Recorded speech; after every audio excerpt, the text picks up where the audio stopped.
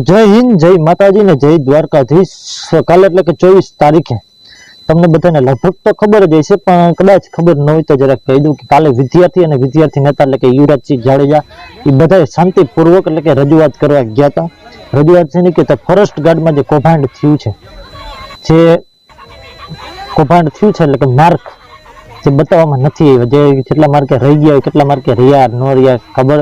એવું કઈ માર્ક દેખાડવામાં નથી આવ્યા, અને જે પાસ થયા એ પણ કેટલા માર્કે પાસ એવું કઈ દેખાડવામાં આવ્યું નથી। આવું કૌભાંડ થયું છે, 100% થયું જ છે। કે જે કાલ રીતે જે અટકાયત કરી એ રીતે એવું જ લાગે કે કૌભાંડ કર્યું જ છે, ભરવાગીરી કરી જ છે। તો હું આ હતું આપણે 156 સીટો દીધી હતી કે જ્યાં આપણા વિદ્યાર્થીઓને શાંતિપૂર્વક પણ રજૂઆત કરવા નથી દેતા, જે શાંતિથી વિદ્યાર્થી રજૂઆત કરવા ગયા હતા પણ એ પણ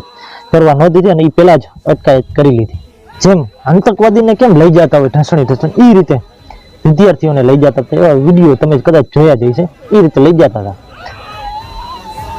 તો હું આ દેશમાં વિદ્યાર્થીઓને પોતાની હકની લડાઈ પણ લડી નહીં શકે,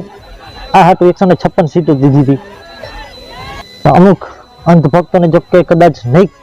દેખાય આવું, એ તો એનો જ કકો કૂટા રાખશે, એને કદાચ નહીં દેખાય કે વિદ્યાર્થીઓ જે કેટલી મહેનત કરીને ફોરેસ્ટની જે પરીક્ષા દીધેલી છે, બધી ભરતીમાં જો કે કૌભાંડ તો બધી ભરતીમાં થાય છે, તમે જોયેલું છે આગળ પણ જે કે યુવરાજસિંહ બધા કૌભાંડ બહાર પાડેલા છે। કૌભાંડ તો બધી ભરતીમાં પણ કૌભાંડ તો થાય પણ એને હકની લડાઈ પણ નથી લડી શકતા। આ દેશની અત્યારે હાલત થઈ છે કે બેરોજગારી જ છે, અમુક ભરવાઓ જે પૈસા લઈને જ ભરતી કરી દેશે,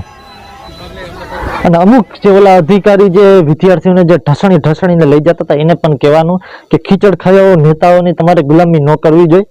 હવે એની ગુલામી કરવાનું બંધ કરો, એના ઓર્ડર ફોલો ન કરવાનો હોય આવા કે જે શાંતિપૂર્વક જે આંદો રજૂઆત કરવા જશે એને તમે આ રીતે લઈ જાઓ, આ યોગ્ય કઈ રીતે યોગ્ય નથી। જો આવી જ રીતે જો હિલા રાખ્યું ને તો પછી કોઈ અવાજ ઉઠાવવા નહીં જાય, કોઈ જે આજે અત્યારે જે ભેગા થયા ને 50 એ 50 ભેગા નહીં થાય, અને કાલ તમારો મારો વારો આવશે, કે કદાચ તમારો મારો વારો નહીં તો તમારી આવતી પેઢીનો વારો આવશે। એટલે વિચારો, અને આ બધા જે ભરવાઓ છે ને એની અકલ ઠેકાણે લાવો, જે માત્ર ને માત્ર ધર્મના નામે જે ચરી ખાય છે ને એની અકલ ઠેકાણે લાવો, જે કૌભાંડ કરે છે ને જે પૈસા દબાવીને ખાય છે ભરતીમાં વિદ્યાર્થીઓને છેતરીને, તો આવાની અકલ ઠેકાણે લાવો, જે માત્ર ને માત્ર ધર્મના નામે ચરી ખાય છે। બીજા મારે જે બધા જ સમાજના આગેવાનોને પણ કહેવાનું કે આમાં બધા તમારા સમાજના પણ છે અને મારા સમાજના છે, આમાં બધા સમાજના છે વિદ્યાર્થી, તો તમારે આ બધાને આ મિડલ ક્લાસ બધાને સપોર્ટ કરવા આવવું જોઈએ, જે તમારા સમાજને જે મિડલ જે નાના ફેમિલીમાંથી આવે છે એને બધાને તમારે સપોર્ટ કરવો જોઈએ, જેના હકની લડાઈ લડે છે, તો ત્યારે તમે સપોર્ટ નહીં કરો તમારા સમાજને, તમારા સમાજના વિદ્યાર્થીને, તો પછી ક્યારે કરશો? બધા જ સમાજના આગેવાનોએ આમાં આગળ આવવું જોઈએ। જો આવું ને આવું હેલા રાખ્યું ને તો પછી તમે વિચારી શકો, જો કે મારે કહેવાની જરૂર છે નહીં, એટલે આગળ આવો। અને બીજું, ગોદી મીડિયા કઈ પણ કોઈ સમાજની વાત હોય કે નહીં જેવી વાત હોય તો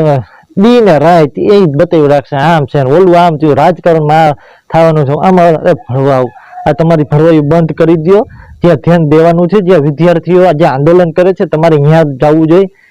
એના વિડીયો ને એની હેડલાઇન ને એવું બનાવો, જેથી એને હકની લડાઈ લડે છે તો એને ન્યાય મળે, યોગ્ય ન્યાય મળે। હા, અમુક છે ન્યૂઝ વાળા જે બતાડે છે, પણ અમુક માત્ર ને માત્ર ભરવાઈ જાય દરી હોય, આ રાજકારણ ઓલું છે આમ થાય, ઓલા આમ કરશે, અરે તમારી તો એ ગોદી મીડિયાને કહેવાનું કે તમારી બધી ભરવાઈ બંધ કરો,